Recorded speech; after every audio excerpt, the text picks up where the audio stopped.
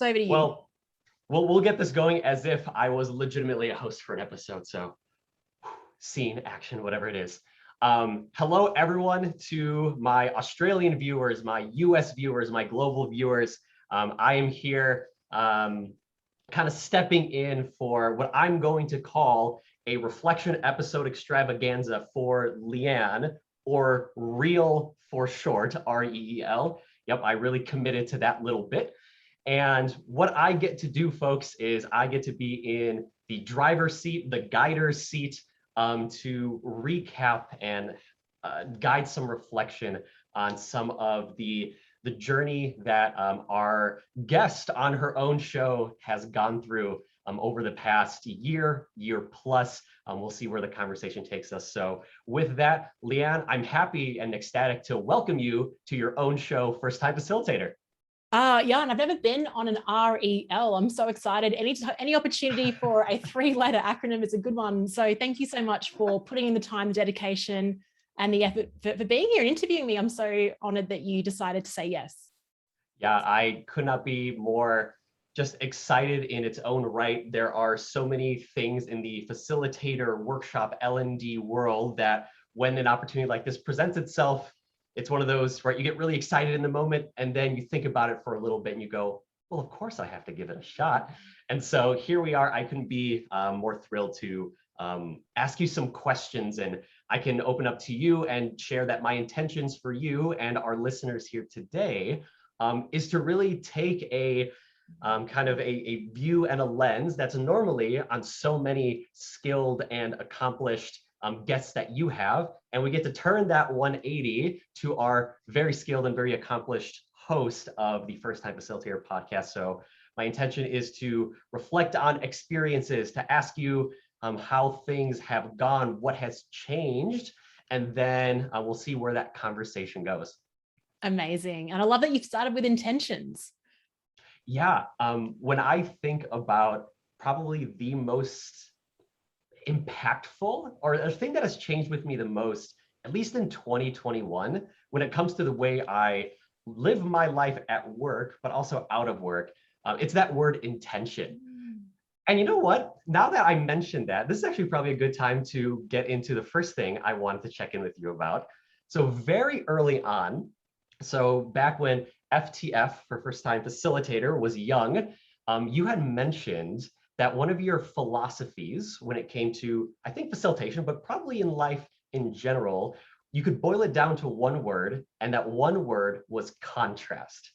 And so I'm curious, over the course of, we can say the past year, but if you want to expand it beyond that, feel free to do so. Do you still find that your philosophy of contrast holds true? Or have you found other words at the distance or concepts that you're like, ooh, that looks shiny as well? Well, that's the beauty of contrast, because I think it does bring in that element of shininess. And in a world, I mean, think about the last 18 months where in like the Monday to Sunday, the contrast hasn't been that great. We haven't been able, in Australia, been able to travel or do different things. And basically every day I'm seated in the same sort of 4 walls. But it was only recently, I ran a webinar recently for an organization, and I was talking about contrast, right? And I'm at a stage where as you said, Jan, I've been talking about it for 3 years, and I think, have I overdone this? But as I was sharing it, everyone in that webinar room were like, oh my gosh. And the number one takeaway for them was contrast. And when you start thinking about it, I think in that episode where I actually just focused on the word contrast, it is like the magic ingredient for life. Like all the best meals have got contrast.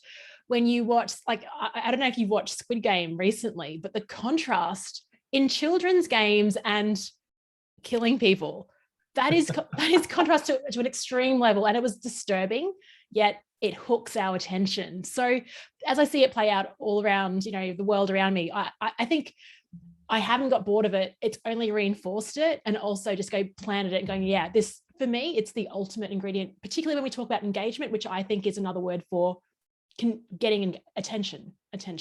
Yeah, that's awesome. You mentioned Squid Game, and there are other shows and movies. For example, I haven't watched it yet, but there's a show called Ted Lasso that when I hear about it, people kind of glue to it as, here are examples of like leadership and like team building and things like that. And I'm like, at some point I'll probably watch that. But when you mentioned Squid Game, I have been thinking, because I also watched it and binged it and looked away at certain parts and went to my partner and said, can you just summarize that for me? What happened? Same. I'm like, I cannot, I just got on my phone. I'm like, I cannot watch this part. Yes. And so trying to, figure out where that fits in, because a show like that and just other, just various programs and things can take up so much mental space when you're really in the midst of it. That you just want to find a way to integrate what's going on in the outside world. That, when you speak of contrast, I remember one of the examples you gave in a episode a while ago was just mentioning, yeah, there's a group of folks that I wanted to use the Star Wars intro lettering as it went through. And I remember some of the great questions you asked, which were, is this going to fly? Is this going to accomplish what I wanted to? And at the end of it, you're like, well, at the end of it, we're either going to figure out it works or that it doesn't work. So to me, that contrast of kind of creating expectations in our facilitator world and figuring out how we can break it and almost remold the minds of those participants. Because once you do that, then you kind of have them, or at least their attention, in a direction that you are almost at free will to guide for the rest of the session. Yeah, absolutely. And that's sort of, I think the podcast tagline for a while was creating unpredictable workshop experiences that predictably work, and that alone is with contrast. And a lot of people ask, well, how do you incorporate contrasts? And Jan, as you said, it was just basically just mapping out what are people expecting, like literally having a column on the left side, like write down all the expectations. We all know how a traditional workshop works, and then going, okay, what's the flip side of that? And not saying pattern interrupt all of it, but if you take one element and then just do it. But I also think, as you said before, like what I've really hoped with this podcast is encouraging people just to try things that are a little bit different and giving people permission to break the norms, break the social norms, break the workshop norms. And in order to do that, it takes a bit of guts, but it also just takes like some reassurance that, hey, there's someone else out there that's trying this. And what I usually find is that every time I've tried something that's new or unique, I mean, either if it hasn't landed, at least I've learned something from it. But most of the time it does work, because it grabs the attention, it grabs the engagement. And yeah, you're right. I have not seen Tad Lasso yet myself, but I need to watch it because of that. And the facilitation blog, like this is before the podcast. My original intention of that was finding great video snippets from TVs and movies, and then creating like a YouTube playlist where it had, okay, take this scene from Lord of the Rings and use it to talk about courageous conversations. So that was where I love that. That was the original intention. And then I was like, oh, it's really hard to find like clips and copyright, all that sort of stuff. Mm-hmm. But I think that would be, I mean, I think if someone was listening to this, please start that. Like, please start, let's just start curating these great sort of 1-minute clips that we can show in our workshops. And there's a ton out there. I use some from like Ocean's 11, Superstore. Have you seen Superstore? I have not seen Superstore. Oh, it's fantastic. Like every episode, there is a snippet you could take to demonstrate something in one of your workshops. Noted. Good to know. And I will retweet what Leanne just said for any of our viewers who are interested in starting that. There is a market for it, and a viewership that is ready for it. Mm. So when you talk about some of those like experiments that you try in those workshops, I think in our 2021 world, and also looking into 2022, if there were ever a time where you as a professional, as someone considering consulting, working on your facilitator business, both potentially in a solopreneur fashion or part of an organization, if there is a time to experiment and test things out that are normally off the cusp or a little bit off kilter for what, again, we're talking about expectations and intention, I think now is the most beautiful time for it, because as folks are shifting, well, there was a shift to virtual, then there was a shift back, and then there was a shift to, I'm going to call it chaos of, well, we're going back and forth with some things, and depending on where you are in the situation, it could be largely influential as to what you have at your disposal as far as, mediums and capabilities and all that good stuff. So where I'm going with this, Leanne, is part of that experimentation process always is going to lend to some trips and some stumbles. And one of the beautiful things that we as facilitators get to do is when we stumble or we trip, it's typically live, and we have to figure out a way to get back up on our feet and continue with whatever objective or activity or experiment that we're going for. And so what I would love to know, Leanne, is thinking about this past year, so all of 2021, are there any trips and stumbles that stick out to you from your experiences in workshops, in consulting, that you have found some valuable lessons for, you think would be wonderful for our viewers here? Yeah, well, I think you spot on about the timing. What I found most encouraging about right now is that not only are facilitators in this position of having to just create things on the fly and improv and just take the technology and run with it, but we look at our governments. I mean, everyone is making things up on the spot. No one knows where things are going to go. But what I'm sensing is that there needs to be a decision. You can't just stay in sort of like limbo land, and then something needs to be done so you can move forward. Whether it's right or wrong, you don't really know until you've made that decision and carried it out, right? So with my trips and stumbles over the last year, I think for a certain period of time, like most people when this all started, I had this sense of, oh, it won't last long, it'll be a few weeks, we'll get back to, you know, the way things were. And so I kind of just resisted the urge to jump onto virtual. And then I thought, okay, when I got the sign that this wasn't ending, then I went all in with that. And created this thing called virtually possible, where we sort of challenge that notion of, are things, can you recreate the magic of in-person experiences? And I think to a certain element you can. I still run with that, but at the same time, how good is it being back with people? So in terms of the trips and stumbles that I made, these are probably micro ones, and for some reason it doesn't feel as the trip doesn't feel as severe as it would when you are in person. Like when you throw out a question in an in-person workshop and no one is answering, you kind of feel that a bit more, like, oh, absolutely. But on virtual, it's kind of funny, and it's not, you don't get that same effect because it seems more common, right? Anyway, so that was an early mistake, was not being very aware of the questions that I was asking and tailoring the questions to the virtual environment. I was asking, like, because in a face-to-face, you can throw a workshop out, particularly to Australian audiences, and people will chime back. It's very interactive. A lot of my work was working in virtually with countries like Asian countries, where power status, people don't talk up, where there's a fear of being, if you're not right, then you shouldn't say anything. And so the questions that I was asking, they were suited more to that Australian audience, face-to-face environment. And that was my mistake early on.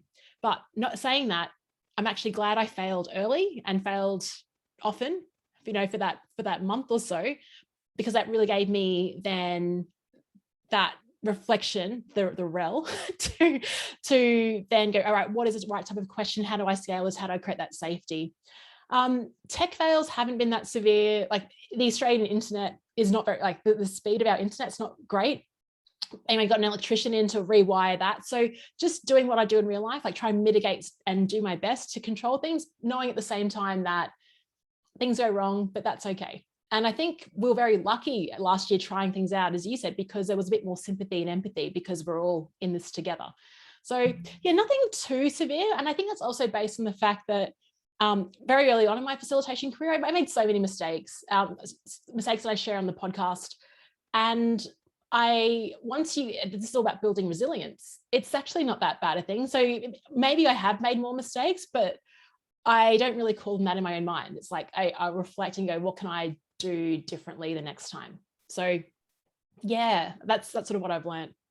I think not the twist of the words, but the reframing of those words, right? Not looking at these things, right? Like, I also avoided using the word mistake when I wanted to ask you this question.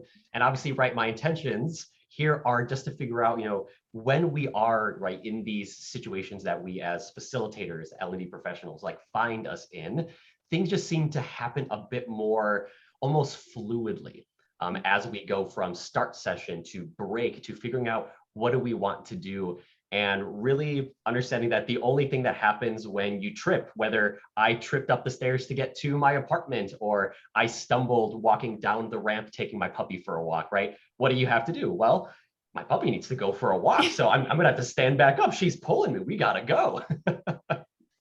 So I want to ask one more question before we segue into what I think is going to be some interesting and pertinent news for all of our viewers here. So the first question I want to ask before we get to that is, a few episodes ago, I believe it's episode 188, it's not the first time you've brought on consulting guru, Alan Weiss. But you and I believe a bunch of other folks, I want to say, is it in the Book.Facilitator group? That's it. That you've been running? Perfect. Yeah. And so that was an episode which, for folks listening, I would highly recommend that you go and listen to that one. And it's where, Alan is answering questions live from folks that are likely in similar or in comparable shoes to where you might find yourself. And in that episode, you had mentioned that you have been working with Alan as a mentor and coach for yourself. And I think as, folks are, either in a virtual or a hybrid space, right? That idea and that reality of having someone that can mentor and coach you is not just powerful in its own right, but is only more powerful with what seems like, right? We're in a time where we seem to have a bit more of a control and a grasp over the direction we want to take our lives and careers. So my question for you, and this is a very Jan style of, here is a whole minute of precursor to the actual question. And so my question is, can you speak to your thoughts around having a coach, maybe your process in finding one, and what that has done for you and your career? Well, firstly, I'm really enjoying the precursors of the question. I love it. Like if you're listening to this, I'm just animatedly just nodding and smiling as Jan is sharing his thoughts, and even like going back to episode numbers. Like I so appreciate that. It's just the highest compliment really to know that people know what episodes where you spoke about what. So thank you. In terms of finding a coach, I actually recognize this very early on, and what I find most interesting about maybe people working in learning and development. Okay, so I noticed this internally when I worked in corporate, is that the people who weren't doing learning and development were the people in the L&D teams. Like they weren't setting that time aside, or they couldn't make certain events because they didn't have the time. And I thought, we've got to role model that. And so as someone who I sell coaching services, I sell workshops, right? I do that for people. I found very early on, maybe it was 3 or 4 weeks out of leaving my job back in February 2019, I kept going back to my old colleagues and I was like, hey, you want to grab coffees and let's talk through ideas? And I was like, I cannot do that. Like they've got their work to do. I'm on my own now. And this came up in a conversation with the Book.Facilitator crew recently, is like, you do get a bit lonely, right? And so as an extrovert, I get my ideas when I talk them through with someone. I need someone to bounce ideas off. And I didn't have anyone 3 or 4 weeks in that I could do that with. So I recognized very quickly that I needed to pay to make that happen. And how did I find that person? It happened through the podcast. I had a call with Sarah McVannell. This was very early on in, I think it was episode 47. I don't know if that's right, but I felt like we were having a coaching call on the podcast. Like she was just saying things that really got me thinking, and I was reflecting on our conversation. And so for me, it was having the luxury of being able to talk to someone that just really stimulated some ideas. She comes from a place of generosity, of recognition. I just loved her style. And it kind of was a no-brainer, really. It was more a question of, now that I don't have money coming in, do I invest this? And I think that's the hardest challenge when you leave. It is like, how do you, but I also have the philosophy that the best asset you can invest in is yourself. Like it's not NFTs or shares or anything like that. It's like, although I am into NFTs now, but it's in yourself. Like the payback it's remarkable, right? So I have no problem investing in myself. And I think that's something a lot of solopreneurs have to get over, is like having that abundance mentality. So the process, I think if anyone doesn't have the luxury of talking to a Sarah on a podcast, but you mentioned Alan, and yeah, so in a different stage of my business, when I had that first conversation with Alan, that blew my mind. I share that conversation with everyone. He stopped me in my tracks. He told me on the podcast my business model was wrong. Like, who does that? he went in there with, kind of like steel boots, almost like a Thanos-like gauntlet, being like, I know what's going to happen, and I'm going to share it with you at the point whether you're ready for it or not, but it's what you need. And so I thought that just kind of like that approach to, using his experience and sharing in a way that makes sense for your reality. I thought that was both a kind of like a shock and what a good shock it was. It was a shock, and I'm really left speechless. But again, it's the people that, so if anyone's thinking about a coach, it's maybe if you listen to a podcast, you hear someone, and even a few weeks later, you're still thinking about what that person is saying. They're challenging your thinking. That's probably the right person that you should consider. Can anyone run their programs, or should I work with them directly? And as you said, Jan, the luxury of virtual is that yeah, now I get to work with Alan directly. I got to work with Sarah for 12 months and it was the perfect time for those two people in my lives. Yeah. That's awesome. Yeah, and again, for any listeners, right, just taking that step. And I like the words that you used there, Leanne, of, think about those individuals that have said something that has stuck with you, not just days, but weeks after that, make you question or challenge your approach. Don't be afraid in a time of what seems like disconnection to reach out and make a connection. I have worked with so many folks on topics of communication and resilience. And what I have found is I have never really heard of an instance where someone reached out and went, I shouldn't have reached out. The amount of, just kind of, I don't want to use the word acceptance, but this almost like humility and just appreciation for, oh, this human being and professional wants to, grow, and they want me to be that catalyst for growth. I've never heard of any person be like, no, that's not what I want to do. It's such like, of course I want to help. And people really do go out of their way. So I just want to plug that little encouragement for anyone who's on the cusp of maybe I should reach out to him, her, or them or not. I would say it only hurts, or sorry, it doesn't hurt. And the worst thing that could happen is they would say, maybe not at this time, but we'll figure out something. Yeah. And that's why you're here, because you reached out. I mean, I saw what you were writing on Twitter. You messaged me about an episode that impacted you and then what you did with it. I mean, thank you. I mean, you've actually just role modeled that. So I completely agree with it. I think we often just, again, we're our own worst critic. And so we'll just play that worst case scenario in our mind. It's like, just do it out there. Like, put it out there. No regrets. Like, life is short. Absolutely. And specifically for anyone wondering, the episode that really stuck out to me recently, professionally, was earlier this year. It must have been March-ish. There was an episode where Leanne kind of went through a process to take a killer workshop and turn it into a killer keynote. And I kid you not, everyone who is listening, I had been asked and requested to deliver a keynote to a leadership group the week after that episode came out, and I went, universe, we're gonna take a step back here for a moment. I just need to check in with what's going on. But what that episode really went through, and it kind of links back to our conversation earlier on just trying new and novel experiments, is it took what was an expected approach to this, and it gave me an avenue to break those expectations and deliver something with a mindset, with kind of this episode as a guide. So that keynote would not have happened, or it would not have gotten the reviews that I was fortunate enough to get for not that episode. So there are just certain episodes that will click with certain individuals, and that's just kind of the beauty of what this podcast is and has done. Yeah, thank you. And I loved hearing that, like the fact that I record this, no one's around, I put it out there, and then you're over the other side of the world making an impact on your leaders as a result of 25 minutes of words just coming out of my mouth. It's amazing. So well done to you. Yeah, thank you. So here's what I want to do next, Leanne. You had mentioned earlier that your first tagline for your podcast was helping folks create unpredictable workshop experiences that predictably work. And I don't remember the exact episode, but there was a shift to now you are helping folks book 5 more workshops after delivering 1. And I think the growth and kind of the pattern and almost the emphases that the First Time Facilitator podcast has taken really started out in a heavy, here are skills, here are tips, here are approaches to what can make facilitation shine, and again, break those expectations and molds for the learner experience.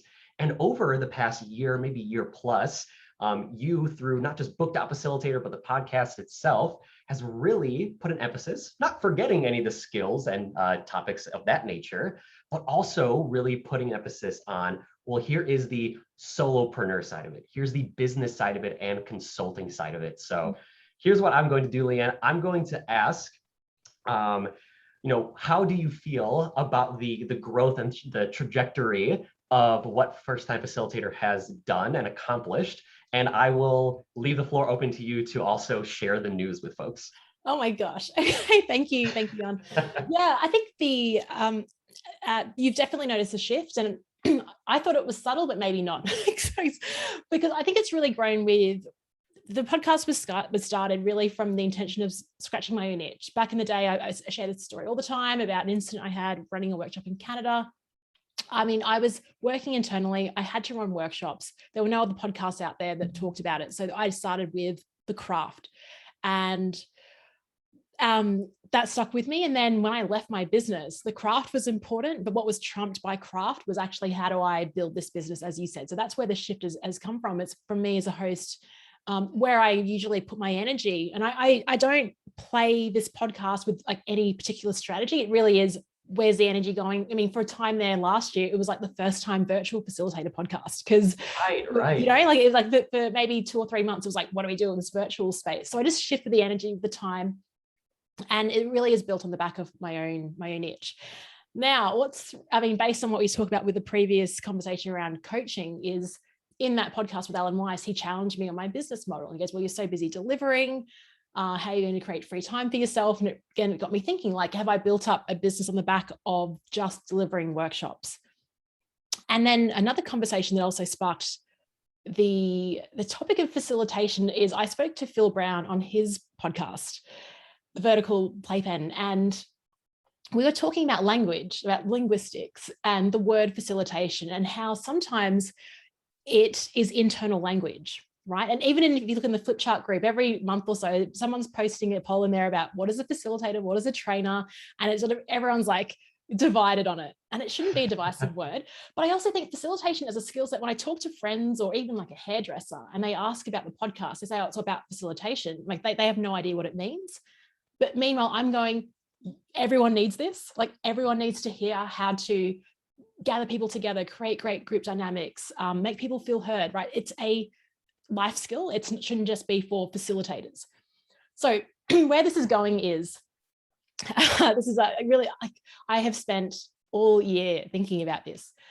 At episode 200, so this will be episode 198, episode 200, I keep deliberating, am I pausing the podcast? Am I stopping the podcast? Episode 200 will be the last episode of First Time Facilitator. That's the first time I've ever said that sort of publicly.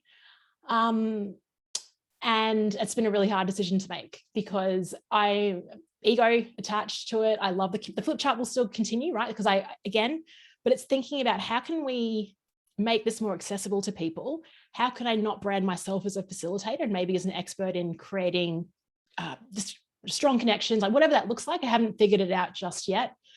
But that is the evolution. It's, and I can't evolve any further under the tag of being the host of First Time Facilitator. Ooh. Well, I'm gonna do a quick little round of applause solo in my downtown apartment.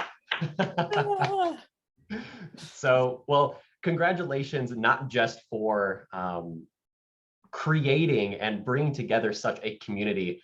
I know that when I work with other facilitators just here based in the States, and I mentioned, some of these things that I learned from either the Flip Chart Facebook group, or if you've ever heard this podcast, First Time Facilitator, and it'll be a hit or a miss of like, oh, I have no idea what that is, or I really know what that is. And so I think what has been created with now, I believe, over 1,600 members in that Facebook group, have been not just these like niche enthusiasts of what that facilitation really accounts for and accomplishes, but you have folks that are willing to put their foot in a door to learn and to grow. So not only for learners has the podcast done that, but it's really nice to see that kind of reflected 180, where there is a right time to kind of turn and grow yourself. So cheers to that, Leanne. I think that is a phenomenal time. And I'm happy to share the space where you share that with your viewers as well.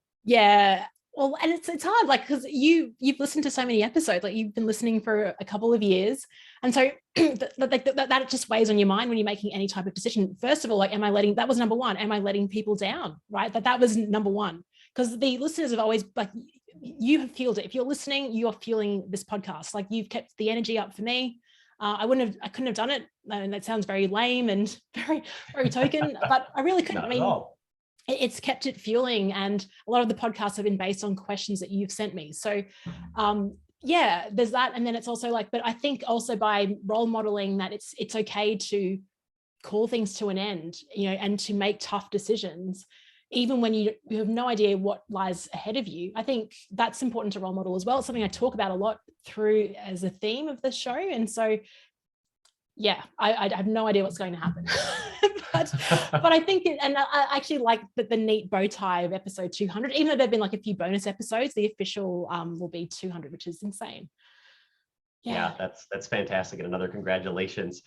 So with that, I'm thinking of kind of the podcasting experience, right? It's got to be very different, I can imagine, between you as a host and all of us as viewers, and probably even different for other guests that you've had on your show. And so now that we're kind of looking in the rearview mirror a little bit by the time this comes out, I'm curious, how are you going to remember or look back on the First Time Facilitator, which will exist on Spotify for the eons of internet to move forward? But what is it going to mean to you? How are you going to remember it? I think I'm going to remember it as, you're right, actually, it's very different experience. So I think a common misconception people say to me is like, how are you so organized and how do you like push out these weekly podcasts as if it's just magic? And so that episode you referred to, the one about the keynote speech, I think that was written on the day and it was recorded in one take and then it was just released. Like it was like I have been scrambling. So just to knock that myth out of the park is, yeah, there's been a mix of being organized versus not. In terms of reflecting on the show, something I'm so proud of, but even some of those earlier episodes, I really don't like listening to because of my style. But then I think of the type of like how I've evolved as well personally. So, Jan, you're on this, like you're not a podcast interviewer, yet you're a facilitator, which makes you the perfect podcast host. Okay. So the value of the show is that not only through talking to people was I building my facilitation skill set, the process of interviewing people is the parallel with facilitation is massive, like listening, taking a segue, moving something along if you want to get us to a certain point, keeping the time, all of that, like getting the best out of someone. So the value of just being a host, and that none of this is like, there's no loss here. Like I'm not sensing any sense of loss aversion because like you said, it'll be around forever. The episodes will continue to help people that find it at the right time, that, stumble upon First Time Facilitator when they need it. They'll be led down this whole journey.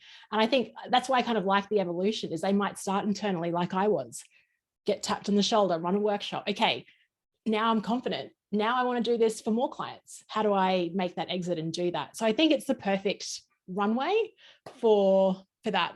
And so I'm very proud of it.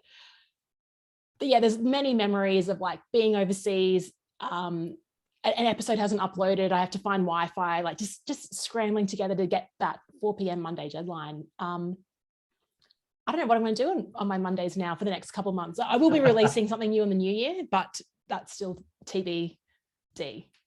The TB is very D on that one. So this is probably a good point too, with that difference between kind of podcast hosts and all the things behind the scenes. I'd like to offer you a moment to essentially take the spotlight away from both of us for this episode.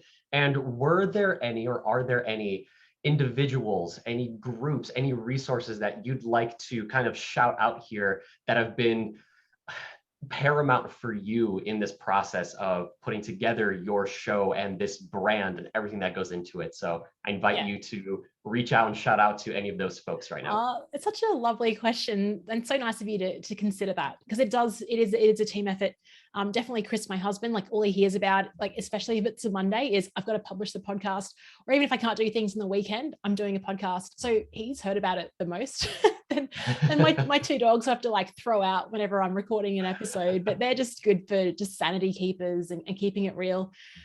Diego, I talk about my audio engineer in Argentina, like a legend. He just turns it around. I had to outsource editing because after some time you just can't do everything. He's capable. He's good with working with like, hey Diego, I need this in 24 hours, and he'll turn it around. Like we work very different hours. Like he's more of a night owl. Gracie in the Philippines, who does all the back end work of getting the videos up, the hosting, all of that.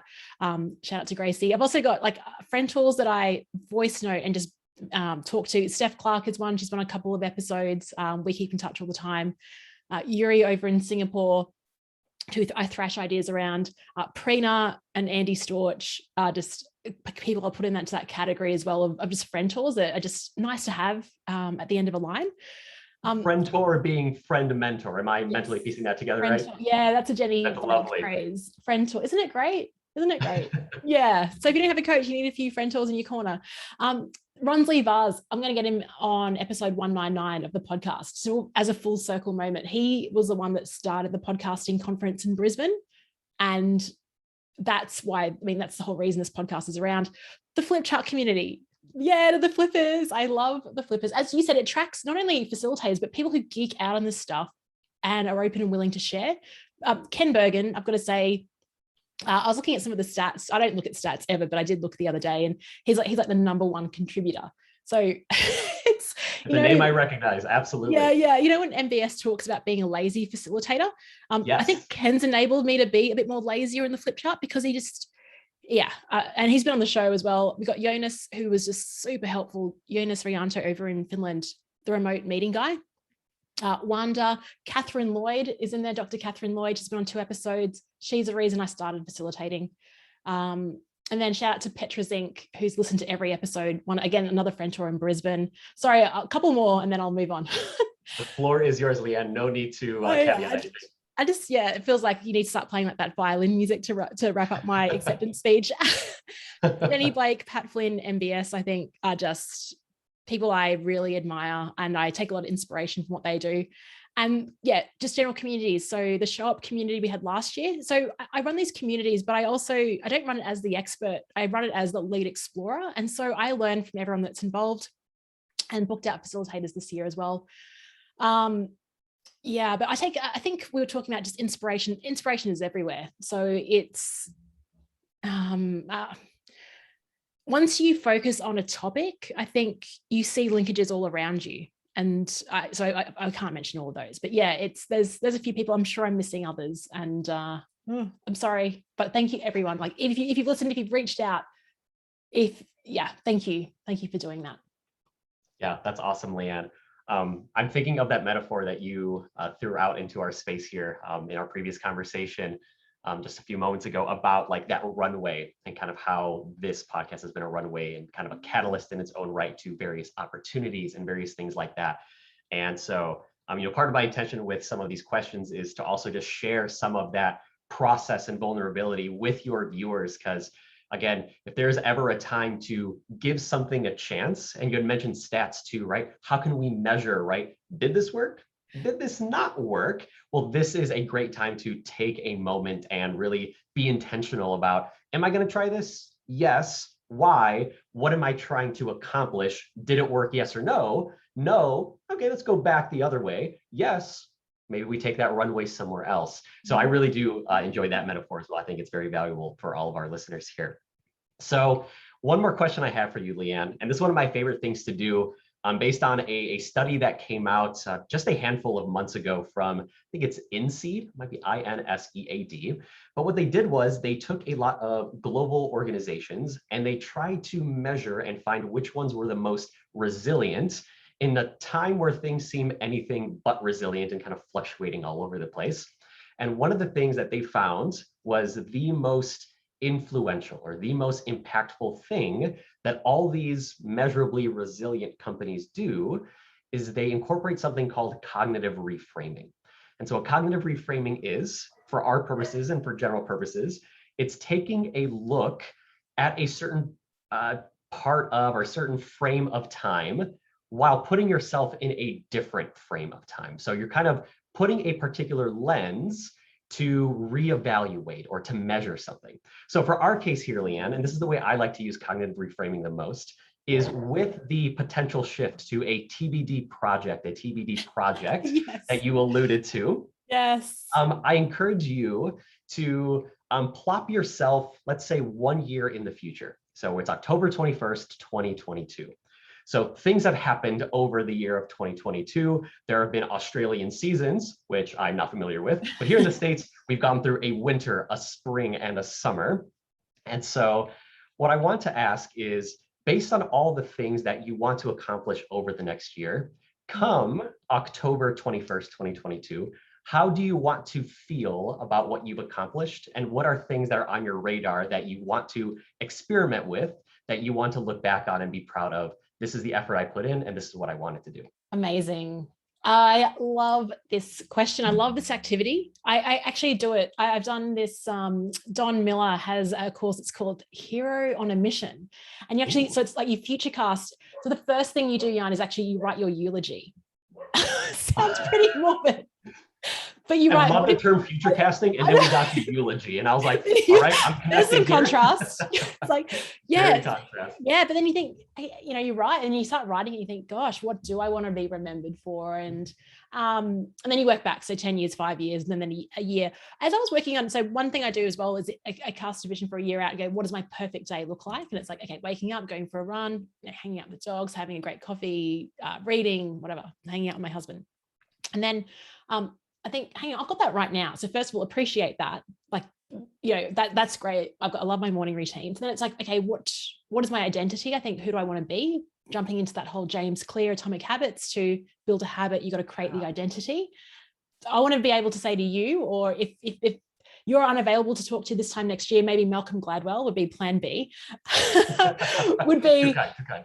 Yeah. I mean, you're definitely a number one pick. It would be, I want to be able to say confidently, I'm a writer. Like, that is it. I want the identity to be, I'm a writer. I want to be able to say, I write every day. My confidence is increased. Will I have a book out by then? I keep talking about it. I'd like to have a book out, but more important for me is saying I'm a writer. I think that's key. With the TBD thing, I really want to make the facilitation skill set more exciting, more inclusive, more accessible for people that don't think they need it. So I think there's a work and influencing there. I think media will be able to do it, but also writing, I think, is going back to like the old school way of marketing. There's a real depth of thought that is more required when you write something well, and that would be it for me. And now it's boring, but that's it, the identity shift.